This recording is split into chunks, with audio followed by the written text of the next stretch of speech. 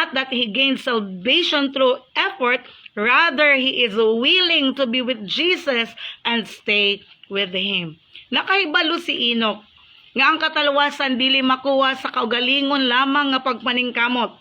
He know that he can only have it through a walk with Jesus.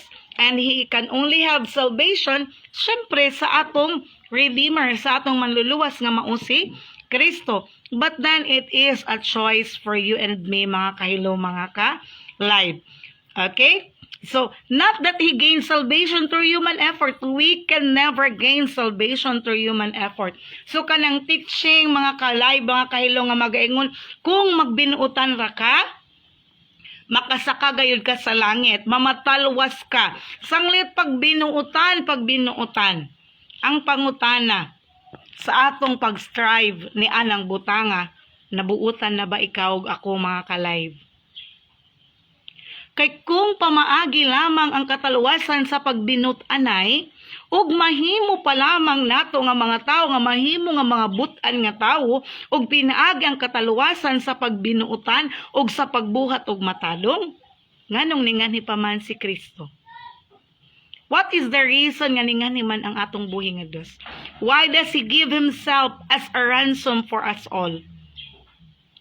The reason because we cannot do it on our own. If we don't have him, we don't have salvation. Kung wala si Kristo, walay kataluwasan. Because we cannot gain salvation through our own effort. Dili ka na siya, mga ka-live, mga kahilo, makuha, pinaagi sa pagbutan og sa pagbinutanay. That is why, ang kataluwasan gitawag siya, mga ka-live, mga kahilo, nga good news. Kaya nga, no, despite sa kahimtang nato nga dili kita makahimo sa pagtalwas sa atong kagalingon, because we are wicked, we are unrighteous, we are all fallen, kitangatan mga palpak, mga makasasala, while we are sinners, Christ gave himself as a ransom for you and me. 2,000 years had passed when Jesus died on the cross. Ikaw ug ako wala pa mabuhi ni ining kalibutan, but we are already born in the mind of God. He gave his life for you and me. It means to say, mga ka-live, mga kahilo, wala pa ka nagbuhat og sala, wala pa ka nakahimo og kadautan, wala pa ka mataw ni ining kalibutan. He know that you and I will exist.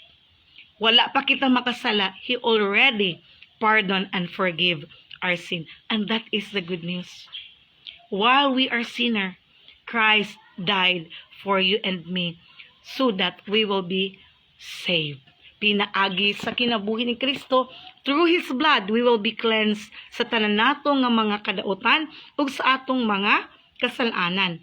Ang pangutana, mituo ba ka nga kanang tanan gibuhat sa atong buhi nga Dios para kanimo, aron masigurado ang kataluwasan sa matag usa kanato.